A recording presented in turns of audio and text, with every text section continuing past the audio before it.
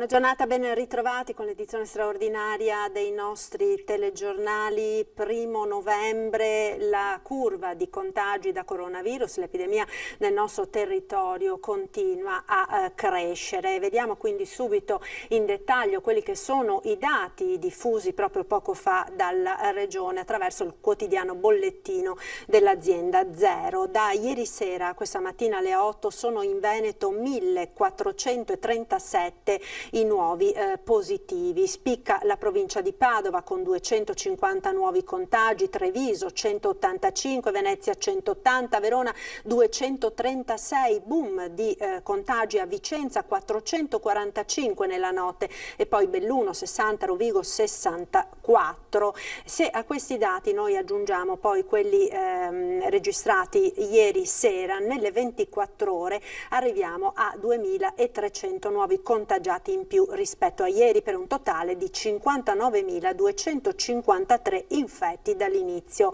dell'emergenza. Pesante purtroppo anche il bilancio dei morti in Veneto, altre 17 le vittime che portano il dato complessivo a 2.418. La nuova ondata del virus si ripercuote dunque nei numeri in costante crescita degli ospedali, in particolare delle terapie intensive, dove ora si ritrovano ricoverati 132 malati più 5 rispetto a ieri, e i ricoverati con Covid nei reparti non critici sono 832. I soggetti attualmente positivi nella nostra regione sono 31.414, quindi più 2.235 nelle ultime 24 ore. Questa dunque la situazione per quanto riguarda l'andamento dei contagi. Sul fronte del governo è in corso, è iniziato questa mattina il vertice governo-regioni sulle nuove chiusure, si accelera quindi su una nuova stretta e il governo sta preparando molto probabilmente già per domani sera un nuovo DPCM dopo un passaggio del Premier Conte in Parlamento, passaggio che era previsto per mercoledì ma è stato anticipato proprio per l'aggravarsi della situazione. Per parlare di questo e non solo abbiamo in collegamento il sottosegretario al Ministero dell'Interno Achille Variati. Buongiorno sottosegretario, grazie per essere con noi. Buongiorno. Ecco, buongiorno. Abbiamo sentito dunque quelli che sono gli ultimi dati dell'epidemia. È in corso questo vertice appunto con le regioni e l'ANCI, l'Associazione dei Comuni Italiani e delle province. Insomma, si sta accelerando verso una nuova stretta, stiamo andando verso un nuovo lockdown. Quali sono insomma le misure alle quali si sta lavorando? Guardi, innanzitutto questo è un momento francamente molto difficile, perché basta tra tutti, perché siamo invasi da centinaia di dati e centinaia di opinioni, però basta questo dato vero tra tutti gli altri. Rispetto ai primi di ottobre, ora che siamo al 1° novembre, i contagi sono 7 volte tanti e quindi c'è il rischio concreto che in diverse regioni, compresa la nostra, non si riesca più a controllare, diciamo, la catena dei contagi e i tracciamenti. Quindi la situazione è seria e quando le situazioni sono serie, al di là degli sblatteroni che dicono che non è niente, che è tutta un'invenzione, ma questi parlano perché hanno la bocca e basta, serve un grande patto di responsabilità. È quello che è in corso adesso in queste ore tra le regioni, principalmente gli enti locali, e il governo. Il pomeriggio Conte farà un sunto di quanto verrà fuori dal livello regionale. Questo, ripeto, non è il tempo di dare la colpa all'uno o di dare la colpa all'altro. Nei momenti più seri dobbiamo essere tutti uniti con un obiettivo. Anzi, è un obiettivo duplice. Il primo, limitare il meno possibile, oltre a quello che purtroppo abbiamo già fatto, il lavoro. 2, garantire la sanità pubblica. Sono 2 obiettivi che non sono né di destra né di sinistra, non sono né del governo né delle opposizioni. Sono del Paese, sono del bene comune. Ecco, è questo che si tenterà di fare nella giornata di oggi, spero che ci si riesca. Lunedì il Premier andrà in Parlamento, è la prima volta che il Premier va in Parlamento prima di eventualmente firmare nuove disposizioni, e lo fa perché il momento è grave e vuol comunicare ovviamente al Parlamento, che è l'organo democratico più grande e più importante del nostro Paese. Ovviamente lo si farà con tutte le attenzioni del caso, nel senso che non sarà presa alla leggera, non saranno prese alla leggera ulteriori limitazioni. Sappiamo che cosa abbiamo provocato su ristoratori, su palestre, sul mondo dello spettacolo, del turismo, sui bar, lo sappiamo, e però francamente tornare indietro in questa fase è letteralmente impossibile. Noi dobbiamo limitare i contagi. Guardi, e mi fermo, ieri c'è stato un primo dato, ovviamente con numeri molto difficili, molto critici, però tra il 30 ottobre e il 31 ottobre, a parità di tamponi, attorno a 215.000 in Italia, i positivi sono passati da 31.100 circa a 31.700, cioè la curva non ha preso un'impennata, sembra per un attimo fermarsi. Vediamo il dato di oggi, cominceremo probabilmente a ottenere anche i primi risultati del fatto che tutti noi abbiamo la mascherina, sul fatto che la socialità degli italiani è stata sostanzialmente bloccata. Ecco, grande senso di responsabilità.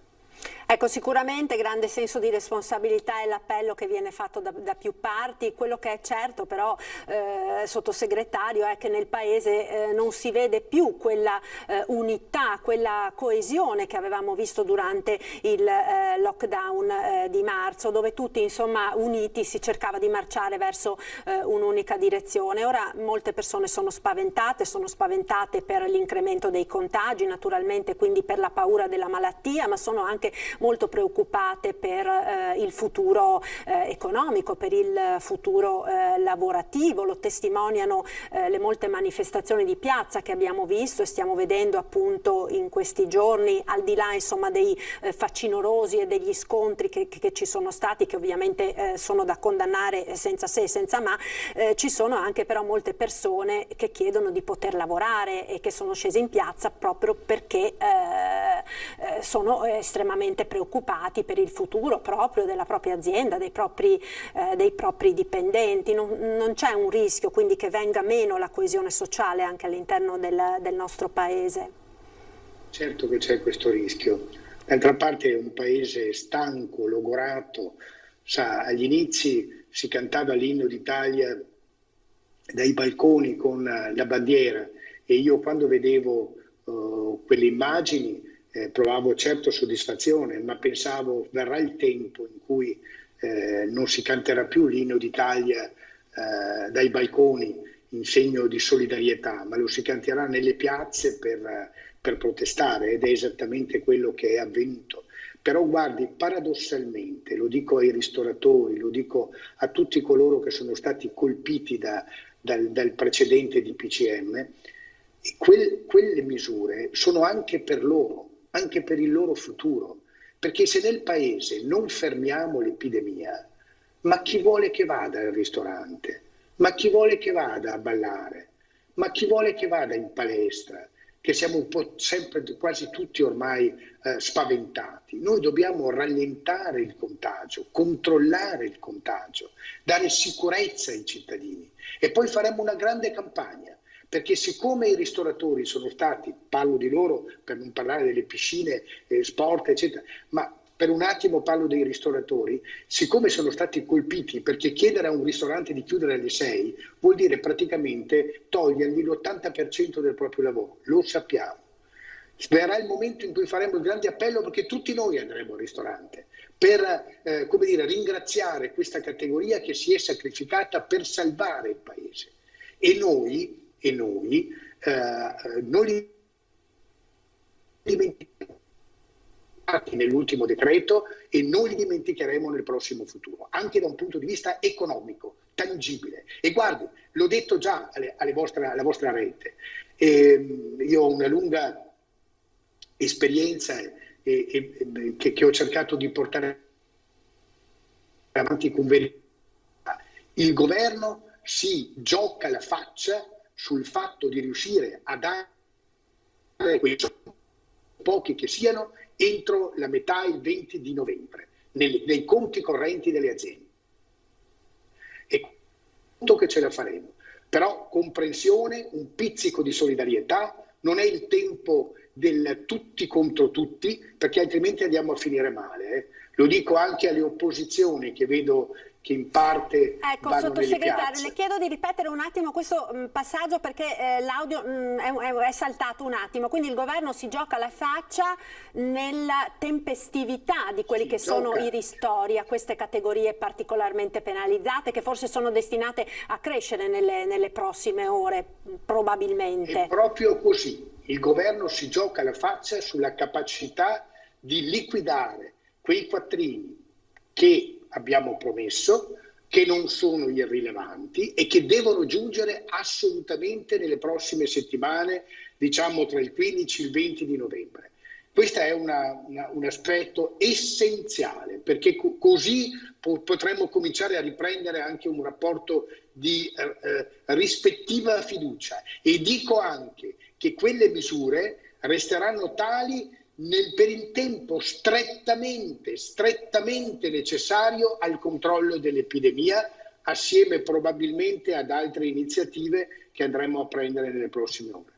Ecco, si parla molto, cioè ci sono molte indiscrezioni insomma, su quelle che potrebbero essere le nuove limitazioni, si parla di zone rosse locali, quindi di lockdown sostanzialmente locali, si parla di un giro di vite su altre attività commerciali o centri commerciali, si parla di divieto di spostamenti tra le regioni. Sono queste sostanzialmente le misure che molto probabilmente ci aspetteranno? Si cercherà di avere la mano più leggera possibile, pur nel momento così difficile, la mano più leggera possibile per limitare le attività economiche e imprenditoriali. I movimenti infraregioni, se sarà necessario, si stanno studiando ora tutti i numeri, tutti i dati, tutte le proiezioni. Se sarà necessario cercheremo di limitare gli spostamenti da una regione all'altra, se sarà necessario con l'apporto delle regioni chiudere alcune zone che sono particolarmente colpite dall'infezione, perché quell'infezione non si disperda nel resto del cosmo italiano, si prenderanno queste iniziative, ma ripeto, con grande senso di responsabilità. La scuola, sottosegretario, perché insomma si è sempre detto no, sarebbe una sconfitta dover richiudere le scuole, però pare che insomma ormai se non altro tornare alle superiori, forse anche alla terza media, no? Si diceva in queste ultime ore la didattica a distanza sia una strada inevitabile almeno per un periodo. Guardi, la scuola è una delle agenzie fondamentali assieme alla produzione, al settore della produzione, una delle attività essenziali in un paese, e quindi il governo, come si è visto, ha cercato il più possibile di preservare la scuola. Siamo arrivati poi alle lezioni a distanza per le scuole superiori per una certa percentuale. Non è escluso che le scuole superiori, ahimè, debbano fermarsi per continuare con le lezioni a distanza, e non è escluso che anche alcune classi delle scuole medie inferiori possono essere coinvolte. Cercheremo soprattutto per i bambini di garantire loro la loro scuola, la loro socialità. I tecnici e gli scienziati stanno proprio vedendo tutti i numeri dei possibili focolai che si sono aperti nel paese per cercare di fare in modo che la scuola, soprattutto per i bambini più piccoli, possa proseguire. Ecco, questi sono grandi sforzi che, ripeto, si cercheranno di fare con un senso di responsabilità e di scienza, non di polemica. Ecco, sottosegretario, secondo lei come mai siamo arrivati a questa situazione? Dopo insomma, i durissimi sacrifici che abbiamo fatto tutti quanti nel periodo della primavera scorsa, non siamo stati in grado di sfruttare bene la tregua dei mesi dell'estate per metterci in sicurezza, per evitare di ripiombare nuovamente in questa situazione. È stato fatto tutto ciò che si doveva e si poteva fare? Innanzitutto dobbiamo cercare di alzare la testa e guardare anche agli altri paesi europei, perché ad esempio qui si urla che abbiamo chiuso i ristoranti, ma cosa sta facendo la Germania? Cosa ha fatto? Cosa sta facendo la Francia? Cosa sta facendo la Spagna? E sono più o meno le stesse misure difensive per la sanità pubblica. Anzi, l'Italia in questo momento ha dei dati un po' migliori di alcuni degli altri paesi europei. La Cina è diverso, ma guardi che in Cina i meccanismi di controllo della pandemia sono i meccanismi che vengono adottati. Da noi si parla del coprifuoco, ma lì non si scherza mica. Quello è un paese totalitario dove la democrazia non c'è, e quando lì le autorità decidono che abbiano la colpa o non abbiano la colpa che c'è un certo provvedimento, quel provvedimento si fa e non sono ammesse manifestazioni, non è ammesso niente, e se uno non ci sta finisce dritto in galera e che gli vada bene. Cioè noi non possiamo applicare quei metodi che non sono metodi democratici. Lei mi dice abbiamo sbagliato in qualcosa. Direi che c'è stata a un certo punto una complessiva sottovalutazione quest'estate, quando più di qualcuno, se mi consente, io ero tra questi, che dicevo attenti perché il virus non è sparito, esiste ancora, solo che in epoca estiva con le dinamiche che avevamo applicato prima lo abbiamo abbastanza controllato, ma il virus c'è, riprenderà. E quante volte abbiamo parlato di una nuova ondata che ci sarebbe stata? Ricorda tutta la polemica, facciamo le elezioni regionali in estate, no, li facciamo a settembre, il governatore diceva no, per carità, perché in ottobre ci sarà una ripresa. Cioè gli appelli erano stati lanciati, ma molti non ci credevano più, anzi qualcuno non ci crede ancora adesso. Ora dobbiamo riprendere questo senso diciamo di comportamenti virtuosi personali, persino al di là dei divieti. Io di solito il sabato, come tante persone che mi stanno ascoltando, il sabato si andava a mangiare la pizza insieme con degli amici, ma molto spesso ce la facevamo portare a casa e ci trovavamo in casa una volta dell'uno, una volta dell'altro per fare 4 chiacchiere. È possibile adesso invitare 2 amici a casa propria? Sì, è possibile. Io non lo faccio più e penso che dovremmo comportarci così tutti, cioè restrizioni, autorestrizioni per proteggere se stessi e per proteggere la comunità. Ecco, si è parlato anche in queste ultime ore, sottosegretario, di una sorta di lockdown per fasce di età, per cercare di proteggere il più possibile quelle che sono le fasce d'età maggiormente a rischio. Secondo lei è un'ipotesi praticabile o è un'ipotesi che può andare bene soltanto sulla carta? Si sa che potrebbe chiaramente ridurre le ospedalizzazioni, ma di fatto non è praticabile qui da noi. Guardi, è una delle ipotesi che comunque è allo studio, molto complicata da realizzarsi, facile da dirsi, molto complicata. Non so, ad esempio l'accesso ai supermercati a ore, in alcune ore ci vanno gli ultra sessantenni, in altre ore ci vanno quelli che hanno meno di 60 anni. Molto complicato, molto complicato. Le nostre vite sono vite complesse, abbiamo delle esigenze familiari, personali. No, è molto complessa da fare questa. Servono però i comportamenti individuali, quelli sì di cui parlavo prima. E se uno ha più di 65 anni, se uno ha una qualche patologia, se uno è diabetico, non solo deve stare attento, deve stare attentissimo, perché se si ammala, se lo prende il virus, lui che ha altre patologie, quel virus lo porta dritto in ospedale, se ci sarà posto. Siamo a questi livelli qui.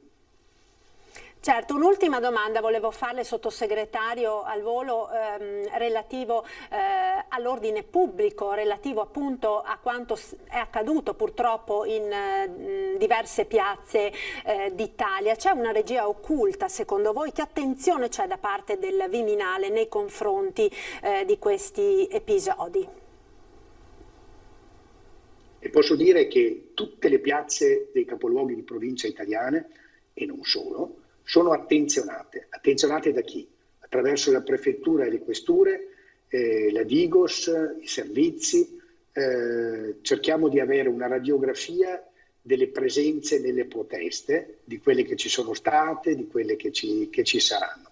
Cerchiamo di capire bene chi si sta infiltrando e agiremo con un'intelligence la polizia di Stato. Ovviamente le manifestazioni come quelle che si sono svolte nei giorni scorsi, pacifiche, ieri sera nella mia città, quelle pacifiche sono legittime e cercheremo anzi come governo di ascoltare ciò che viene detto, perché quel DPCM ok, ha colpito alcune categorie, poi c'è stato il decreto legge con cui abbiamo dato le sovvenzioni. Se lo possiamo migliorare quel decreto, se attraverso le associazioni di categoria verranno dei suggerimenti, miglioreremo. Quindi non è che la gente protesta per protestare e basta, se ha delle proposte. Quindi la risposta è sì, siamo preoccupati, così come i fanatismi di natura religiosa che hanno colpito in modo terribile la Francia, anche quelli sono attenzionati ovviamente nel nostro paese. Certo, sottosegretario, io la ringrazio molto per questi minuti che ci ha dedicato quest'oggi per chiarire questi aspetti, in attesa appunto di sapere quelli che saranno gli esiti degli incontri tuttora in corso, del vertice tra il Premier Conte, le regioni e i comuni, in vista di quello che sarà il nuovo DPCM. Grazie al sottosegretario Achille Variati, buona giornata e buon lavoro.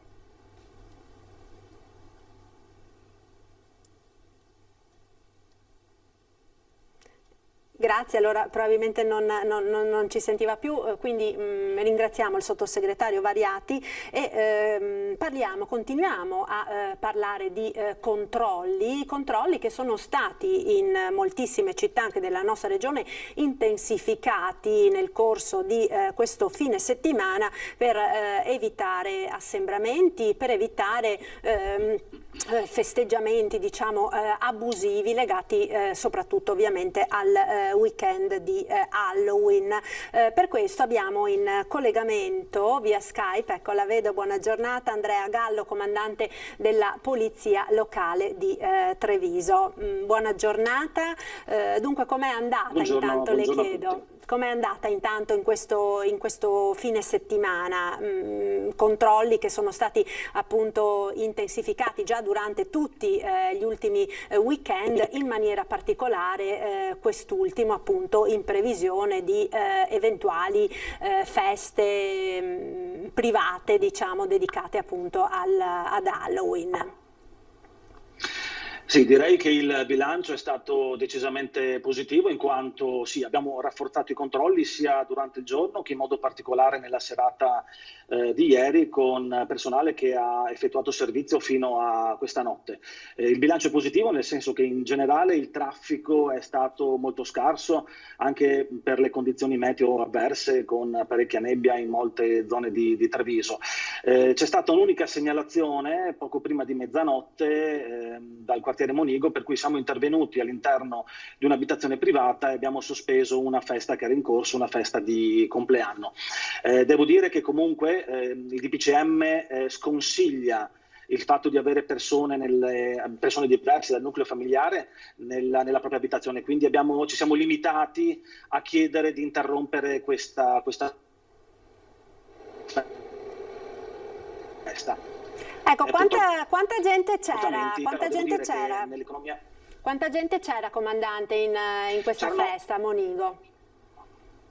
8 persone, c'erano 8 persone, per cui la festa comunque è stata subito interrotta, anche perché eravamo poco prima di mezzanotte, quindi si poteva anche ravvisare il disturbo della quiete pubblica. E ripeto, non ci sono sanzioni per questo tipo di violazioni, anzi chiediamo per il prossimo futuro, questo anche sentendo gli altri comandanti degli altri comandi, che il legislatore fissi eventualmente non tanto consigli ma delle sanzioni, cioè ciò che si può fare e ciò che non si può fare. E questo infatti è uno degli aspetti che molti hanno sottolineato e messo in evidenza di quest'ultimo DPCM, poiché trattandosi di una raccomandazione, no, è difficile riuscire a capire fino a che punto le forze dell'ordine possono intervenire. Per quanto riguarda Halloween, invece, anche nel pomeriggio, insomma ieri era sabato pomeriggio, la tradizione era quella per i bambini, per i ragazzi, di andare in giro a chiedere dolcetto o scherzetto, un'usanza che è stato caldamente raccomandato anche dal Presidente della Regione ieri di non effettuare. Avete riscontrato situazioni di questo tipo? No, diciamo che situazioni irregolari non sono state riscontrate. Abbiamo registrato a Treviso ieri pomeriggio, ma come d'altra parte succede tutti i sabato pomeriggio, la presenza di centinaia di ragazzi, praticamente tutti minorenni, però devo dire che si sono attenuti a quelle che sono le regole, quindi l'utilizzo della mascherina, e non ci sono state situazioni fuori norma. Quindi devo dire che il bilancio, come accennavo poc'anzi, è decisamente positivo. C'è stato un unico episodio, come hanno riportato anche i giornali e voi ieri sera, accaduto presso i giardini di Sant'Andrea, ma la presenza di una pattuglia proprio della polizia locale in via Zorzetto ha evitato che quell'episodio sicuramente grave si potesse trasformare in una tragedia. Quindi le persone sono state subito fermate e accompagnate in caserma per gli accertamenti del caso. Ecco, comandante, l'ultima volta che ci eravamo sentiti lei accennava a questi gruppi di ragazzini minorenni, giovanissimi, di 14 anni o poco più, che spesso si trovano in centro a Treviso, in particolare nel pomeriggio, soprattutto dei giorni festivi o prefestivi, il sabato e la domenica in particolare, arrivano anche da fuori città o dai paesi limitrofi, insomma dell'Interland, e che molto spesso, come dire, pensano che le norme anti-Covid per loro non valgano, quindi si trovano in gruppi numerosi, non usano correttamente la mascherina, una cosa che vi aveva fatto abbastanza impensierire, no? Recentemente, tant'è che avete attivato come polizia locale anche per così dire una campagna educativa di sensibilizzazione di questi ragazzi così giovani. Su questo fronte come sta andando?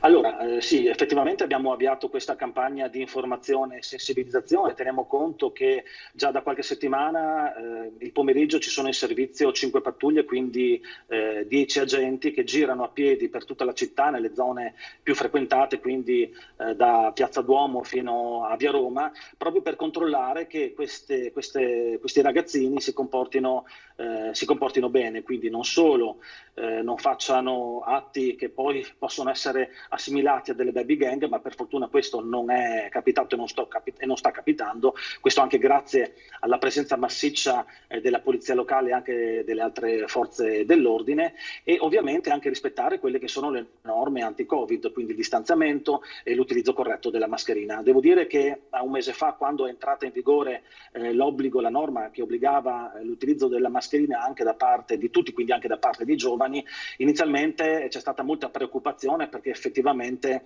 questi gruppi di ragazzini facevano molta fatica a convincersi che le norme valessero anche per loro.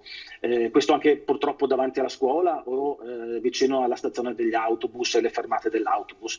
Devo dire però che l'opera di sensibilizzazione e anche la presenza pressoché capillare un po' dappertutto ha fatto in modo che questi comportamenti siano ridotti veramente al minimo. Quindi in generale il bilancio in questo momento direi che è positivo.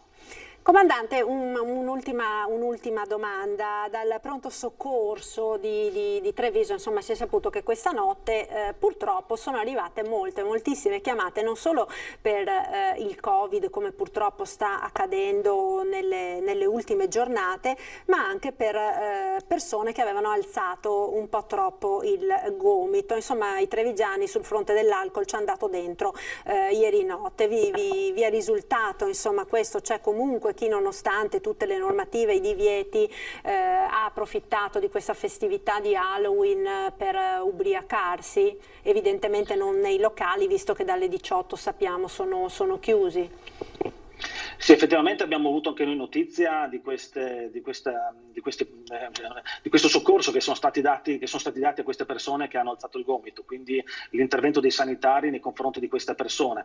Ieri sera, tra l'altro, c'è stato anche un incidente proprio per guida in stato di ebbrezza, quindi devo confermare che ieri sera la serata, da questo punto di vista, ha manifestato qualche criticità. In generale, comunque, la polizia locale effettua servizi per il controllo contro appunto l'abuso dell'alcol e della droga durante la guida, per cui i servizi sono pressoché quotidiani, in modo particolare nelle serate dei fine settimana, quindi il venerdì sul sabato e il sabato sulla domenica. Purtroppo queste serate, queste feste portano le persone ad alzare troppo il gomito, però ripeto, i controlli ci sono da parte di tutte le forze di polizia, per cui chi sgarra alla fine ha delle conseguenze molto pesanti, sia sotto l'aspetto sanitario, e ripeto, l'abbiamo visto dal numero delle chiamate che sono pervenute al pronto soccorso, ma anche dal punto di vista dei controlli. E ripeto, ieri sera un incidente con una persona che addirittura era senza patente di guida, per cui le sanzioni in questo caso sono state molto pesanti. Ecco, sul fronte dei controlli, cambiando naturalmente completamente target, questo sarà un fine settimana e anche la giornata di domani, festività dei morti, che vi vedrà impegnati anche nei cimiteri per controllare l'afflusso delle persone, appunto per la festività di Ognissanti oggi e per quella dei morti domani. È chiaro naturalmente che l'obiettivo è soprattutto quello di evitare gli assembramenti delle persone che vanno a far visita ai propri cari, tant'è che il sindaco di Treviso, Mario Conte, ieri ha anche lanciato un appello ai cittadini, insomma, di evitare di assembrarsi tutti e far visita ai cimiteri oggi e domani, cercando magari di spalmare, insomma, come si suol dire, le visite ai propri cari defunti anche nell'arco della settimana, in maniera tale da non avere questo afflusso così importante di persone ai camposanti. In questo senso come sta andando, comandante?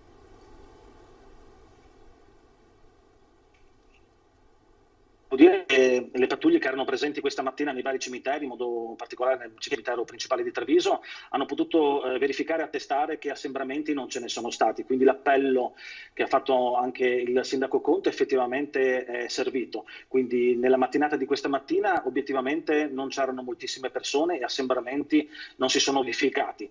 Oggi pomeriggio ci sarà una funzione alle 15 con il vescovo di Treviso, ma una funzione religiosa molto breve, per cui anche oggi pomeriggio saranno presenti nei vari cimiteri gli agenti della polizia locale, che naturalmente in modo molto sobrio verificheranno che non ci siano assembramenti. Però ripeto, già da questa mattina abbiamo verificato che situazioni di criticità non ce ne sono state, quindi la speranza che anche oggi pomeriggio non ci possano essere. Naturalmente anche domani il servizio continuerà con la presenza della polizia locale nei vari cimiteri, in modo particolare in quello principale, però ripeto, quello che stiamo verificando in queste ore, nelle prime ore della mattinata, ci lascia ben sperare. Insomma, il consiglio è stato seguito. Io la ringrazio, grazie mille ad Andrea Gallo, comandante della Polizia Locale di Treviso. Buon lavoro naturalmente a lei e a tutti gli agenti che sono impegnati in queste ore nel lavoro sulle strade della nostra città. Buon lavoro dunque. Grazie e buon lavoro a voi. Grazie. Allora, noi ora, la regia chiede la linea per la pubblicità, ci fermiamo dunque per qualche istante, a tra poco, ci rivediamo tra pochissimo.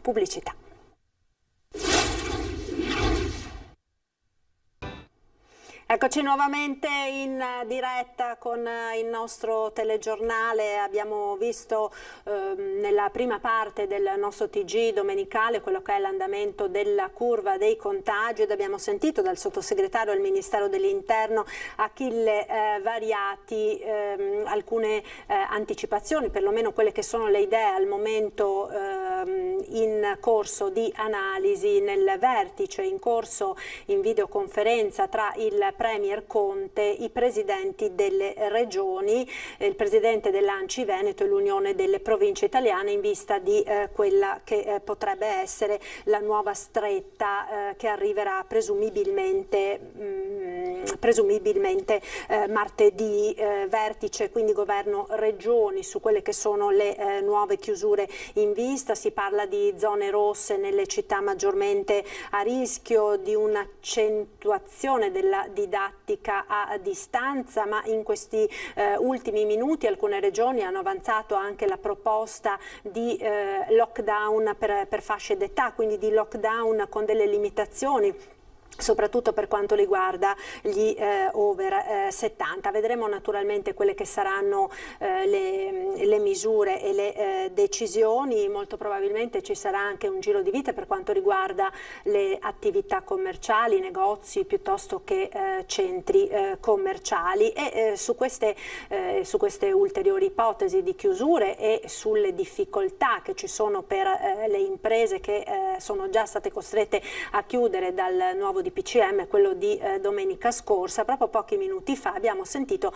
l'assessore allo sviluppo economico della regione del Veneto, Roberto Marcato. Sentiamo quindi l'intervista realizzata dalla nostra Anna De Roberto. Il tema vero è che purtroppo a marzo noi eravamo di fronte a una pandemia assolutamente sconosciuta, drammatica, pesantissima, e il governo giustamente ha adottato l'unico strumento che aveva, che erano le chiusure e i lockdown.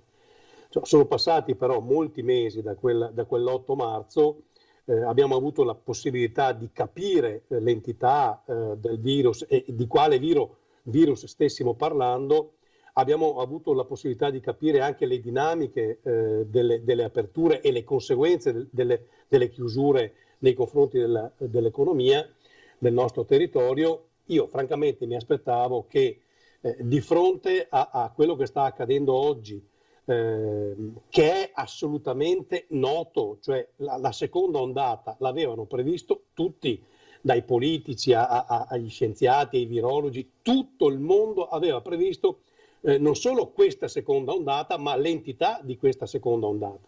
Allora, francamente, arrivare così impreparati di fronte a un fatto noto è abbastanza grave ed è abbastanza preoccupante. Non abbiamo nessun altro strumento se non la chiusura, che mi sembra francamente poco, nel senso che io per esempio speravo che il Comitato Tecnico Scientifico avesse studiato delle dinamiche, delle modalità operative di convivenza con il virus.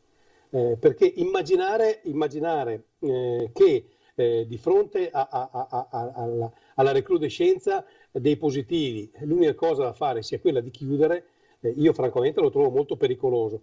Non fosse altro che all'8 marzo con il primo lockdown noi avevamo davanti la primavera e l'estate e qui abbiamo davanti l'autunno e l'inverno.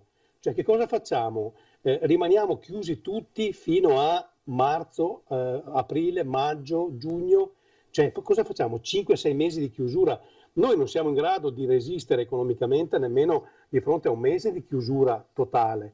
Io non so se si abbia consapevolezza di questo ed è grave. Abbiamo dei settori che sono al collasso, ci sono uomini e donne che non prendono un euro da marzo, e penso a tutto il settore dello spettacolo, i DJ, chi organizzava concerti, il settore delle fiere.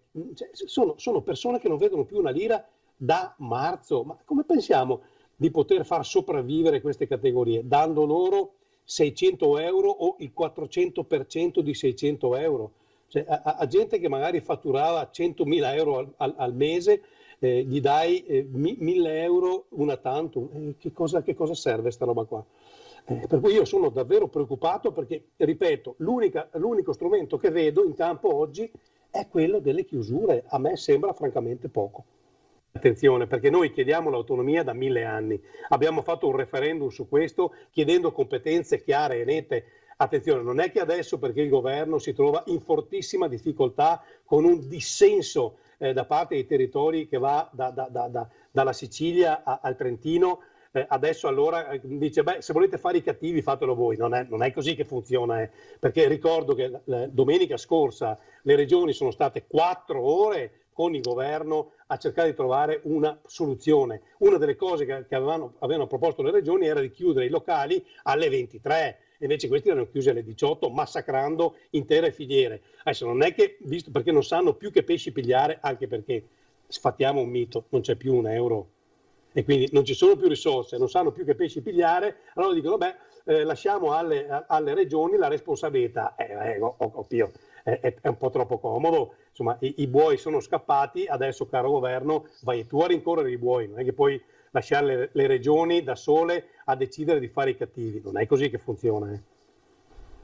Ecco, dunque queste le parole nell'intervista all'assessore allo sviluppo economico della Regione Veneto Roberto Marcato, nell'intervista realizzata pochi minuti fa dalla collega Anna De Roberto, e tutte le preoccupazioni delle categorie economiche in vista di un possibile ulteriore giro di vite per quanto riguarda le chiusure. Ora siamo in attesa di collegarci tra pochissimo con il direttore generale dell'ULSS 2 della Marca Trevigiana Francesco Benazzi e la presidente della conferenza dei sindaci della Marca Trevigiana Paola Roma. Nel frattempo, a proposito dell'andamento dell'epidemia nel territorio, sentiamo il servizio realizzato ieri con il dottor Rosi, che coordina la rete dei pronto soccorso dei SUEM 118 della nostra regione, che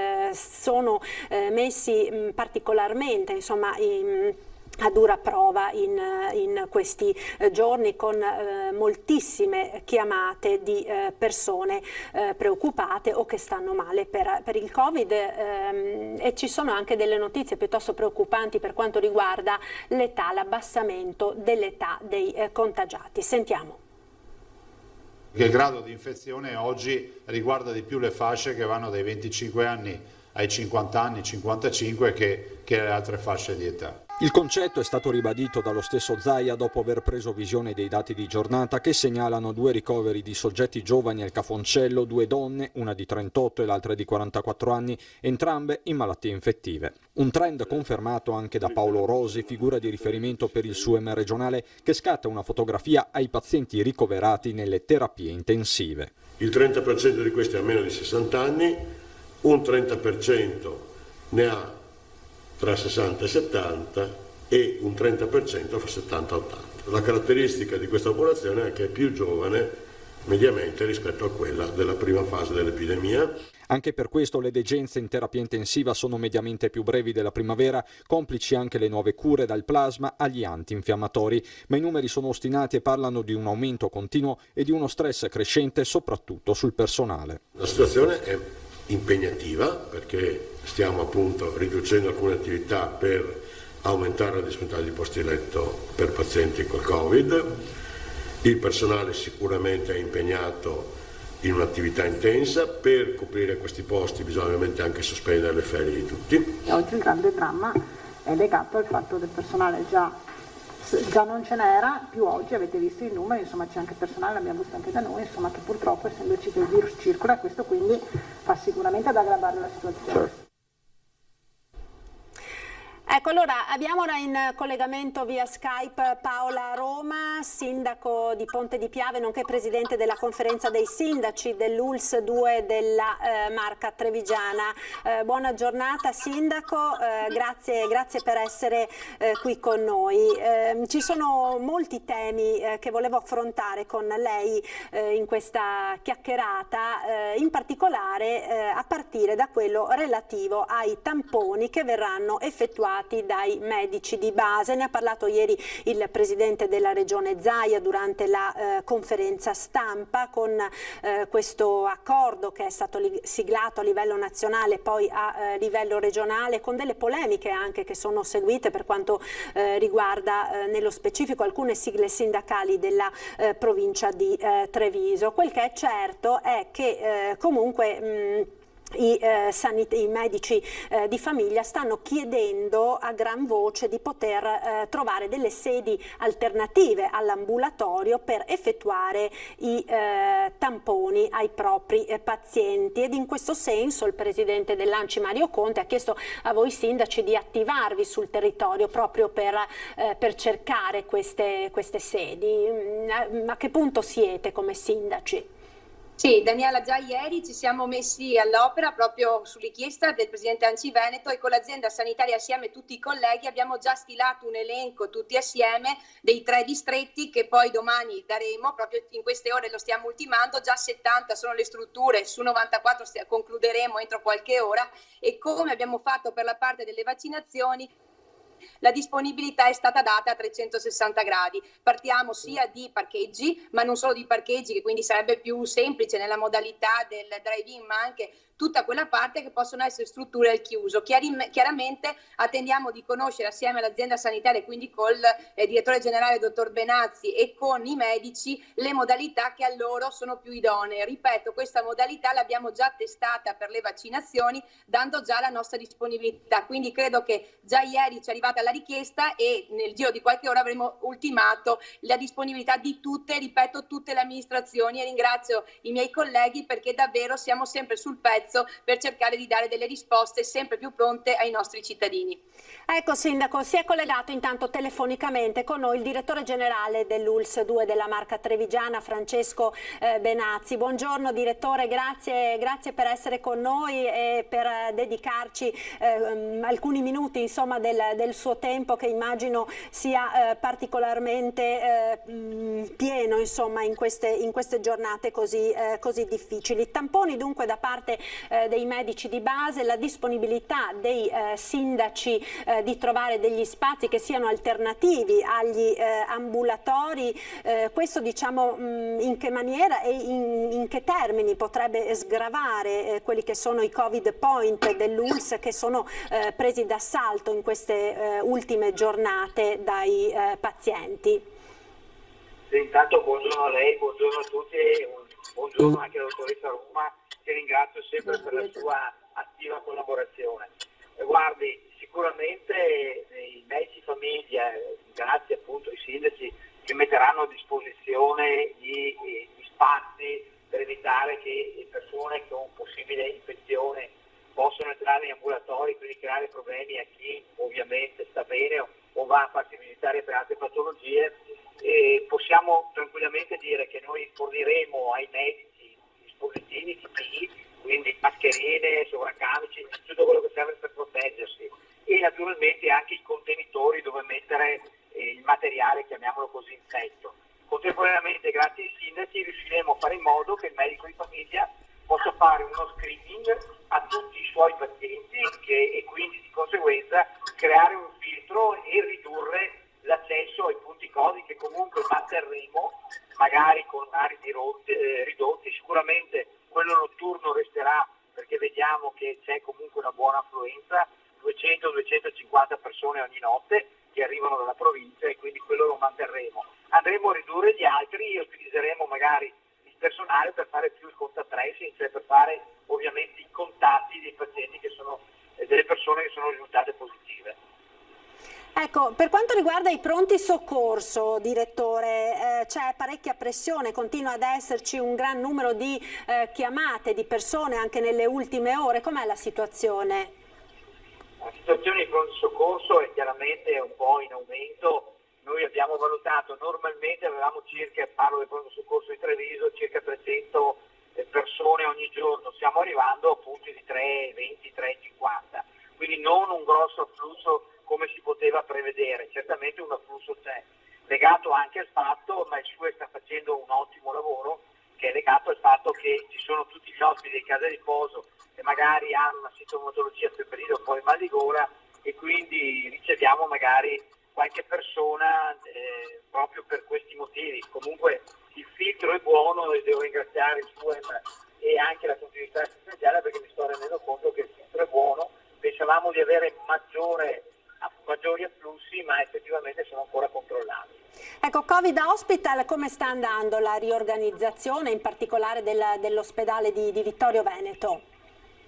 Noi a oggi siamo cercato di essere prevedenti, come ci ha più volte detto la Regione Veneto, e che un piano che abbiamo fatto a tavolino con la supervisione della Regione.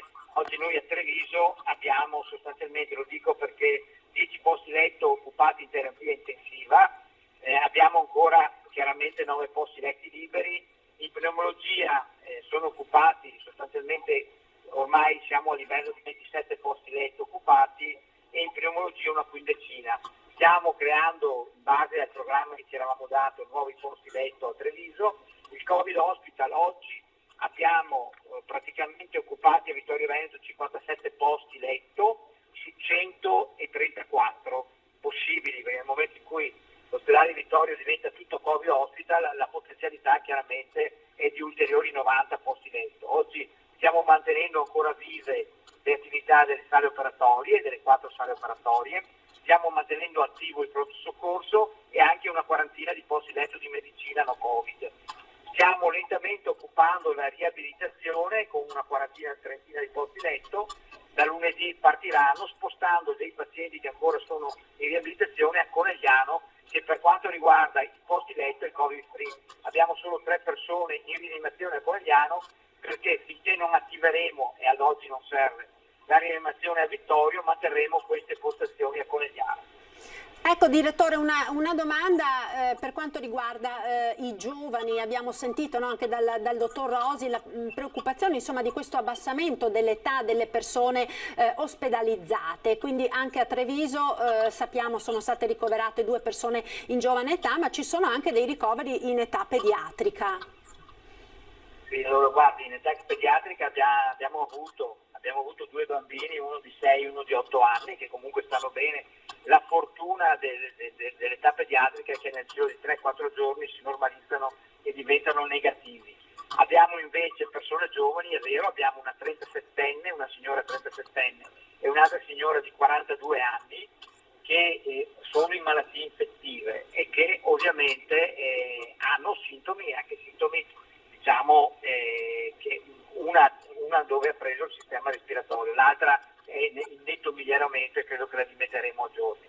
È chiaro che l'età si è abbassata perché gli anziani, se non hanno i nipoti che vanno a casa e portano il Covid, sono i primi che sono, dopo la prima ondata, premuniti, utilizzando mascherine, utilizzando distanziamento, eccetera. Chi ancora non ha, come dire, focalizzato il fatto che il Covid sta girando e sta girando alla grande, sono proprio quelli, diciamo, meno giovani, non giovanissimi, perché sotto i 20 anni non abbiamo segnali, abbiamo qualche positivo ma che comunque si negativizza subito. E abbiamo i trentenni da 35 fino a 45 anni che sono quelli, diciamo, più colpiti perché purtroppo manifestano anche sintomi. Questa è la verità. Direttore, io la ringrazio, le faccio una domanda proprio flash, risposta flash. Da medico, come vede lei queste manifestazioni che ci sono state negli ultimi giorni? Un'opinione nel metodo, non nel merito, penso fra tutte, insomma, quella di Treviso, 3.000 persone in una piazza. La preoccupa dal punto di vista sanitario questa situazione che si sta verificando in tante piazze? Gli assembramenti, come dice il Presidente Zaia giustamente, sono il vero focolaio, cioè il vero problema. Però se queste persone, io non ho visto adesso le immagini, ho visto solo una foto che è girata su Facebook, erano con la mascherina e distanziati, credo che il problema non esista. Se non usavano la mascherina il problema può sussistere, ma lo vedremo fra qualche settimana se ci sarà un aumento ancora ovviamente dell'infezione. Comunque io spero di no, spero che più scienza e coscienza tutti abbiano usato la mascherina e il distanziamento di 1 metro. Se questo è avvenuto la cosa dovrebbe essere tranquilla.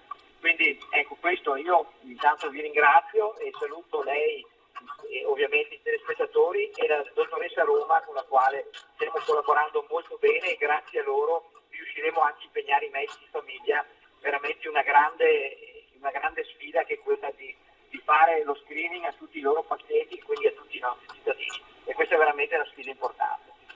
Grazie dottor Benazzi, buona giornata, buon lavoro naturalmente a lei. Paola Roma, allora sicuramente è fondamentale anche in questa fase il ruolo dei sindaci, il ruolo dei primi cittadini. Pensiamo poi che da domani partono anche tutte le campagne di vaccinazione anti-influenzale sui territori per la fascia d'età dai 60 ai 65 anni. Anche questo è un lavoro che vi ha impegnato particolarmente nelle ultime settimane, no?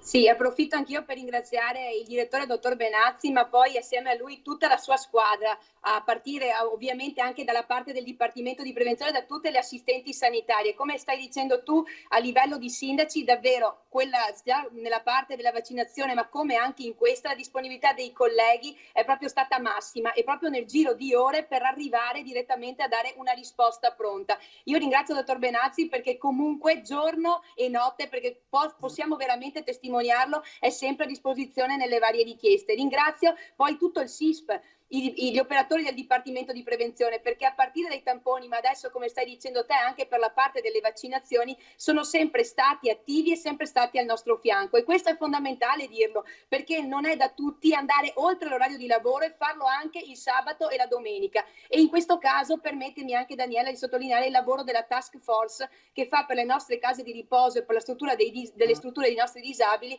perché davvero è un incessante lavoro di tutta una squadra che corre all'interno dell'azienda sanitaria. Noi come sindaci abbiamo dato, e qui prendo anche le mie colleghe, sia Annalisa Rampin per il distretto della 8, Elisa Tomasella per il distretto della 7, la massima disponibilità per dare insieme i dati e cercare di trovare soluzioni, e questo è fondamentale. La squadra assieme all'azienda ULSS l'abbiamo sempre fatta e la continueremo a fare.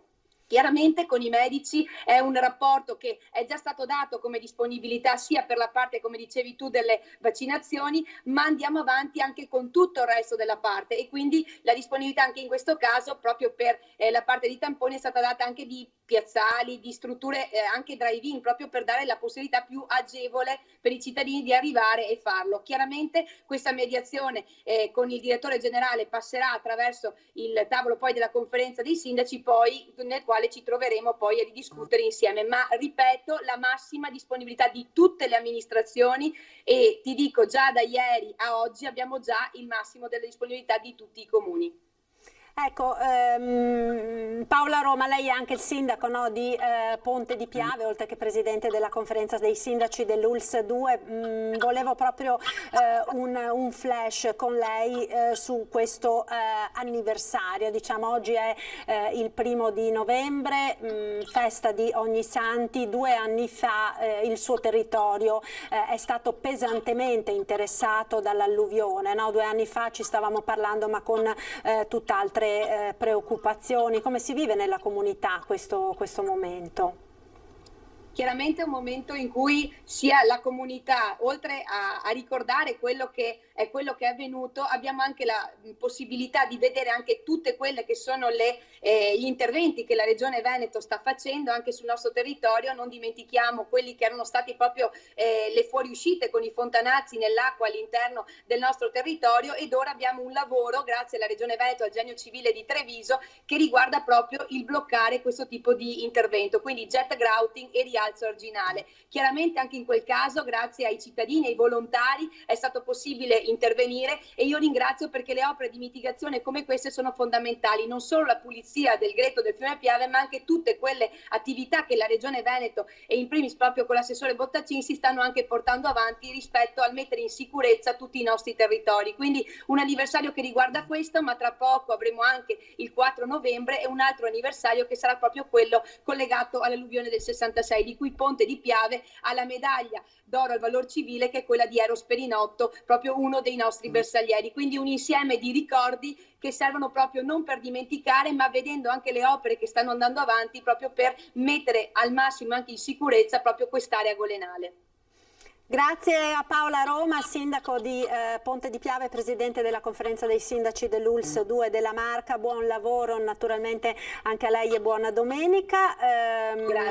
Grazie. E allora noi tra pochissimo ci colleghiamo con Alberto Irone della Filcams CGIL. Ecco, la vedo già collegata. Buongiorno, saluti, buongiorno. Allora, regia mi chiede la pubblicità. Allora, vediamo la pubblicità, poi ci colleghiamo subito con lei. A tra poco, restate con noi.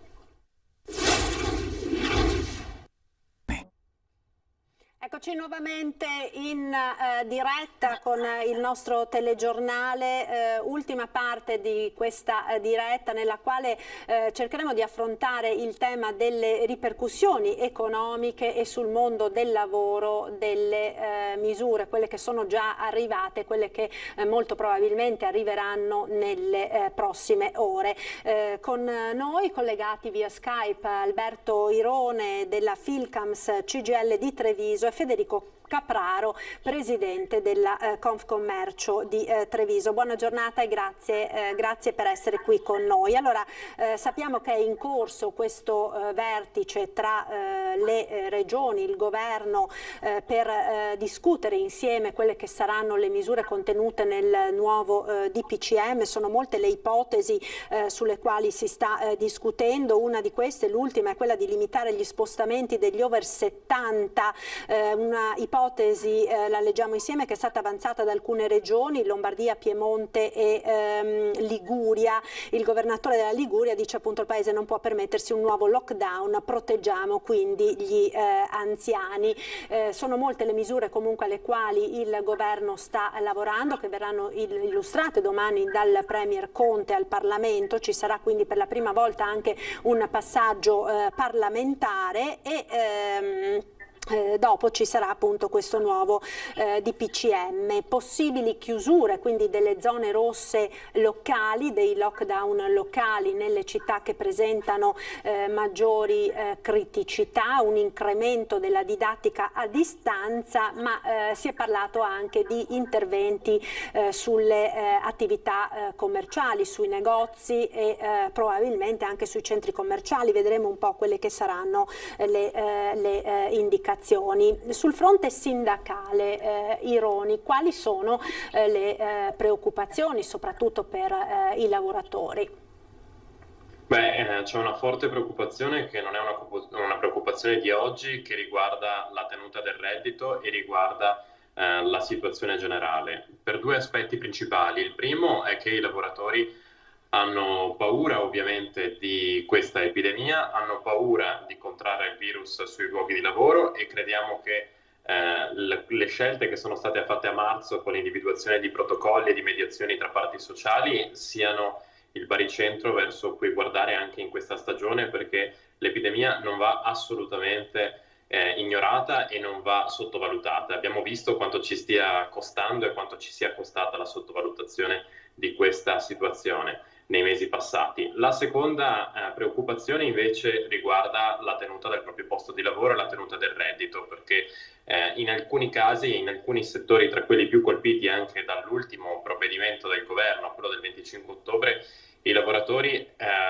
faranno e matureranno quasi interamente l'anno in cassa integrazione. Pensiamo ai lavoratori della ristorazione che sono stati i primi ad essersi trovati in cassa integrazione a 0 ore alla fine del mese di febbraio e hanno potuto riaprire dal mese di maggio, nel mese di giugno, e hanno potuto continuare a lavorare con un'estate che è stata, devo dire, serena, e già adesso si vedono di nuovo ricollocati in alcuni casi in cassa integrazione, perché il decreto ristori in cassa integrazione a 0 ore, perché il decreto prevede la chiusura e alcuni imprenditori hanno deciso proprio di chiudere l'attività lavorativa. Quindi c'è forte preoccupazione in questo senso, sia per la sicurezza sui luoghi di lavoro, sia per la tenuta del reddito e per ulteriori periodi di fruizione degli ammortizzatori sociali senza prospettive. Ecco Capraro, dal punto di vista delle imprese questa situazione come la vedete, quali prospettive vedete? Insomma sono ancora in corso le proteste per il DPCM di domenica scorsa, molto probabilmente da domani arriverà un'ulteriore nuova stretta, purtroppo alla luce di quello che è l'andamento dei contagi nel nostro territorio, stretta che potrebbe interessare anche i negozi. Condividiamo con Alberto Irone, oltre ad alcuni tavoli che sono per noi occasioni di confronto con i sindacati, anche tutte queste preoccupazioni, perché le preoccupazioni degli imprenditori non sono diverse da quelle dei lavoratori, soprattutto nel nostro territorio, nel quale lavoratori e datori di lavoro sono spesso fianco a fianco in imprese molto piccole che tutti sentono proprie, per cui c'è questa condivisione. Così come c'è la condivisione con tutti i manifestanti di questo disagio che è diventato ansia, che è diventato certo preoccupazione e tensione. Quindi c'è stato un innalzamento di tutta una serie di sentimenti, perché sicuramente c'è una difficoltà a far capire, consapevoli il governo, di cosa significhino alcune misure. Dopodiché è naturale che queste manifestazioni siano anche l'occasione di uno sfogo che in maniera molto civile ci deve essere, perché dal punto di vista psicologico ci sono alcuni settori, li ricordava Irone, penso alla ristorazione, penso all'accoglienza, quindi nel settore turismo, degli ambiti nei quali di fatto c'è un lockdown almeno per la nostra provincia da marzo. Io credo che se da un lato manifestando noi richiamiamo il governo a tutta una serie di passaggi che a nostro avviso non sono stati fatti e quindi lo rimproveriamo di non aver lavorato nel mentre sulla questione dei trasporti, sulla questione delle scuole, sulla questione della medicina di base come ambiti di intervento per arrivare più preparati a questa seconda ondata. Ecco, io credo che noi non dobbiamo nel frattempo fare lo stesso errore, nel senso che dobbiamo raccogliere questa preoccupazione, questa tensione e dobbiamo trasformarla in sintesi in una serie di proposte. Dobbiamo usare il futuro e dobbiamo pensare a come vogliamo trovarci il giorno nel quale questa pandemia ci darà la possibilità di ripartire. Ecco, io credo che questo tempo dobbiamo dedicarlo a questo. Vado nel concreto. Non possiamo pensare che le nostre imprese si trovino fra qualche mese nella situazione nella quale si trovavano prima del Covid, perché in quelle condizioni non potranno ripartire. Noi nell'immediato dobbiamo dare alle imprese e quindi anche ai lavoratori la sicurezza di poter arrivare a marzo, quindi il sostegno a fondo perduto e il sostegno delle banche, che devono portare e accompagnare le imprese a guardare questo fiume, ad arrivare a questa primavera. E nel mentre dobbiamo creare le condizioni perché il cuneo fiscale, il cuneo burocratico, i tempi e i costi della burocrazia, il cuneo del lavoro, cioè il peso, il costo del lavoro, il costo, i tempi anche della giustizia e l'incertezza della giustizia, che sono i problemi che attanagliano le imprese, vengano risolti perché le imprese, e chiudo, siano nella condizione non solo di ripartire, ma di ripartire sapendo di dover recuperare una situazione che nel frattempo si è appesantita, perché non ci sarà impresa che nel frattempo non si sarà indebitata, non ci sarà impresa, almeno del settore commercio, turismo e servizi, quelli che soffrono maggiormente, che avrà bisogno di questi sostegni. Ecco, usiamo questo tempo, ahimè sarà un lungo inverno, per creare le condizioni affinché le nostre imprese ripartano. Ecco, stanno intanto arrivando dall'ANSA diverse anticipazioni e indiscrezioni di quelle che potrebbero essere le misure contenute nel nuovo DPCM, o meglio quelle che sono le richieste sul piatto che vengono poste dagli amministratori locali. Abbiamo visto quella delle regioni. Per quanto riguarda i sindaci, l'ANCI chiede la chiusura dei centri commerciali nel weekend, perché in quei giorni si concentra l'affluenza maggiore e la chiusura degli sportelli scommesse nelle tabaccherie e nei bar, perché è lì che si sposta il flusso di chi trova chiuse le scommesse. Questo dunque avrebbe chiesto il presidente dell'ANCI a nome dei sindaci. Chiusura dei centri commerciali, quindi nel weekend voi come la vedete, Irone? Allora, la chiusura dei centri commerciali nel weekend è una misura che era già stata prevista con la crisi epidemiologica di marzo, e noi crediamo che sia una richiesta giusta che proviene anche dai lavoratori e che le regioni o il governo si debbano prendere la responsabilità di attuare.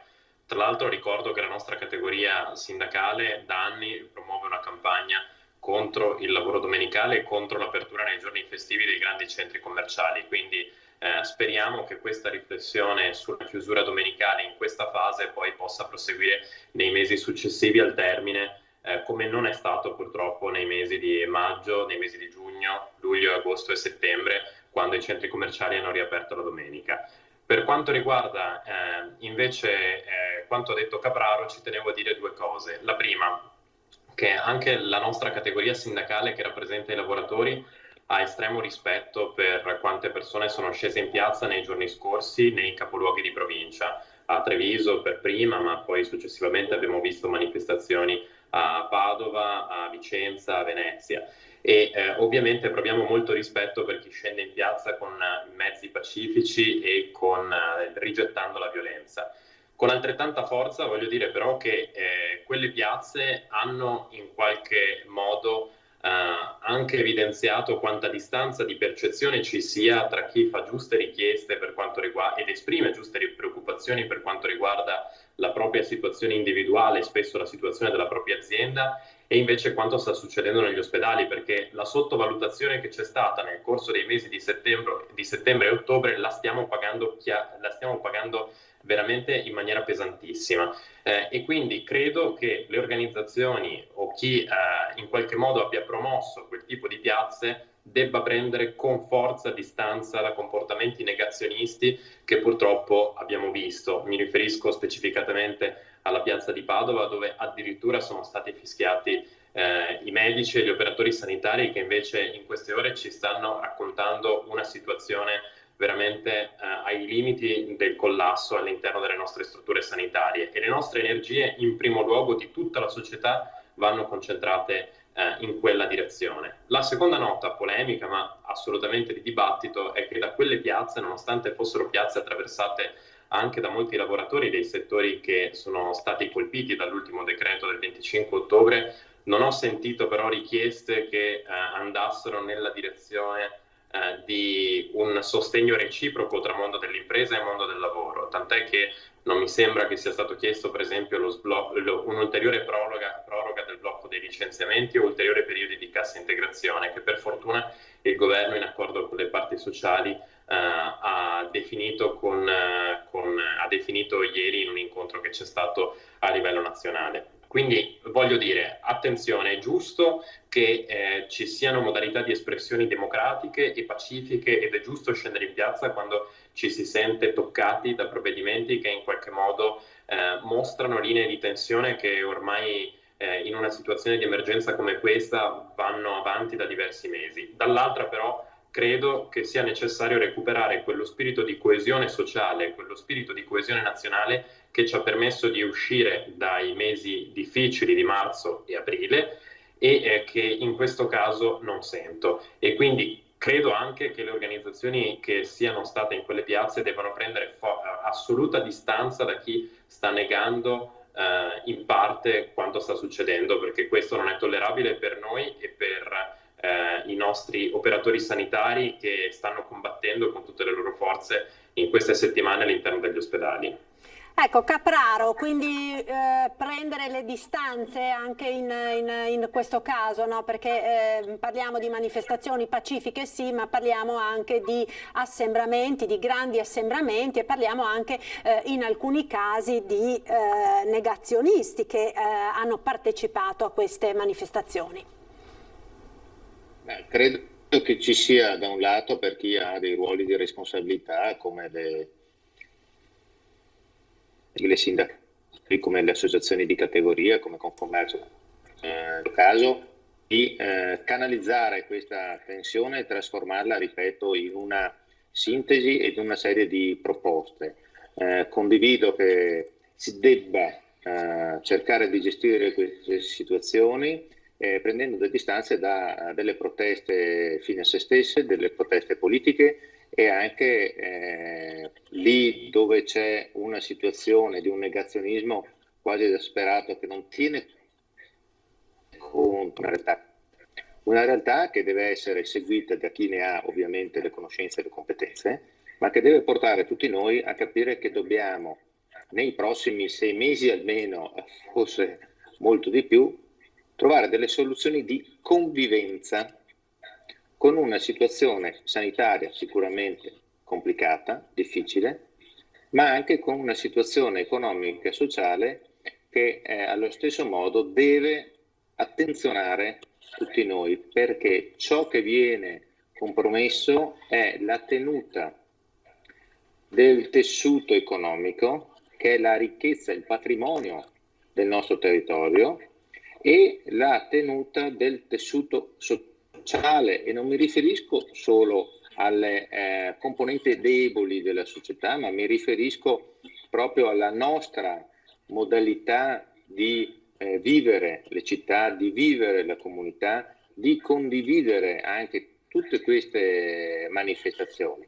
Oggi è sicuramente il momento della coesione, è il momento di trovare con le istituzioni le soluzioni. Ripeto, dobbiamo riuscire a guardare con un occhio l'oggi e con l'altro occhio il domani, perché è vero che dobbiamo traguardare il periodo, ecco che la cassa integrazione è una richiesta che è assolutamente corretta, ma dobbiamo anche creare le condizioni perché subito dopo ci possa essere la rincorsa alle nuove assunzioni, alle assunzioni delle donne, alle assunzioni dei giovani, alle assunzioni di coloro che aiuteranno le nostre imprese a, ripeto, recuperare il tempo perso. Noi siamo preoccupati del fatto che arriverà prima o dopo un momento nel quale lo sblocco dei licenziamenti riverserà sul mercato un numero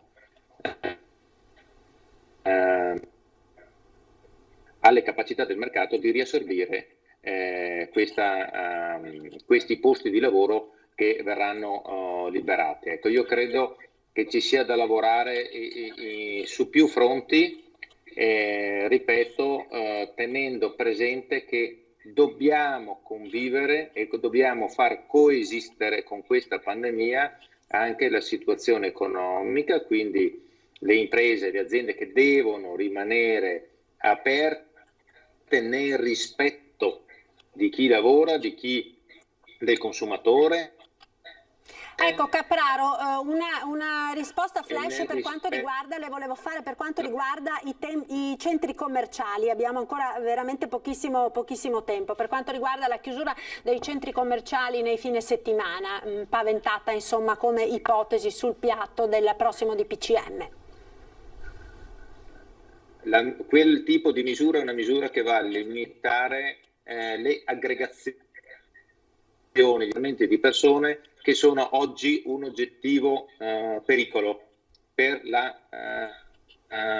recupero della situazione sanitaria. Quindi è una misura che va solo in quel senso lì, e credo che in questo momento è un sacrificio che debba essere fatto per arrivare ad avere la situazione nella quale potranno riaprire. Ecco che, e condivido, chiudo, che dobbiamo imparare da queste situazioni, perché dobbiamo renderci conto che la domenica la possiamo dedicare alle nostre famiglie, lavoratori e imprenditori. Non è necessario fare la spesa di domenica. Ecco, questo è un lungo discorso, naturalmente, è un lungo discorso del quale abbiamo parlato tante volte in passato, a prescindere dal Covid. Da queste situazioni. Certo. Dobbiamo imparare da queste situazioni e farne tesoro. Irone, un flash, abbiamo ancora proprio 20 secondi prima di chiudere, per quanto riguarda i licenziamenti, l'accenno di cui parlava Capraro, blocco dei licenziamenti fino a marzo e rischio poi di crolli. Noi ovviamente sosteniamo e abbiamo sostenuto le ragioni di un'ulteriore proroga del blocco dei licenziamenti. Siamo contenti che ieri sia stato formalizzato un accordo a Roma tra parti sociali, governo e organizzazioni sindacali rispetto a una proroga ulteriore del blocco che era stato calendarizzato a fine anno. Auspichiamo che i prossimi mesi possano essere mesi in cui lavorare per evitare che la data dei termine del blocco, cioè marzo, diventi un momento di espulsione formalizzata di migliaia di persone dal mercato del lavoro, perché altrimenti rischiamo di far sì che da quel momento la ripresa occupazionale non ci sarà più e rischiamo di avere un aumento vorticoso della disoccupazione. Quindi servono sostegno pubblico, servono importanti investimenti pubblici in alcuni progetti mirati e serve una ripresa a salvaguardia ambientale, quindi una ripresa verde e che possa in qualche modo evitare che ci siano esuberi in alcuni settori che sono stati molto colpiti da questa pandemia. Allora, grazie mille ai nostri ospiti, è finito il tempo a disposizione, grazie a Alberto Irone della Filcams CGIL di Treviso e grazie a Federico Capraro, Confcommercio Treviso. Grazie naturalmente a tutti voi telespettatori per averci seguito, vi lascio come sempre alle previsioni del tempo per le prossime ore con il nostro meteo. Arrivederci, buon pomeriggio.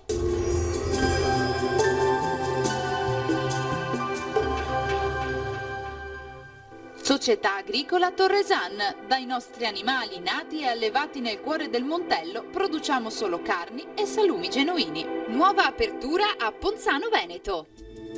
Benvenuti al meteo. Inizio di novembre in perfetto stile autunnale, tempo stabile ma cielo alquanto nebbioso. La situazione nel dettaglio. Sul Veneto generali condizioni di tempo asciutto, tuttavia su pianure e vallate spesso diventeranno protagonisti nubi basse e foschie in grado di rendere la giornata grigia e cupa. Più sole invece sui rilievi. Temperature minime tra 9 e 10 gradi, massime invece tra i 16 e i 17 gradi.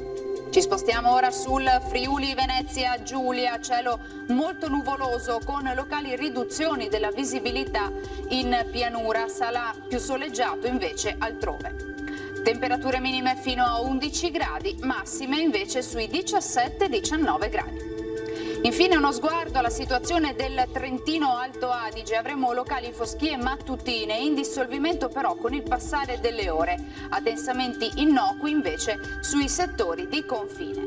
Temperature minime sui 10 gradi, massime fino a 19 all'incirca.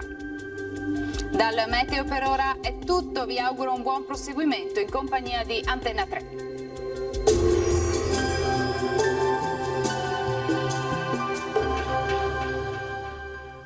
Società Agricola Torresan. Dai nostri animali nati e allevati nel cuore del Montello produciamo solo carni e salumi genuini. Nuova apertura a Ponzano Veneto.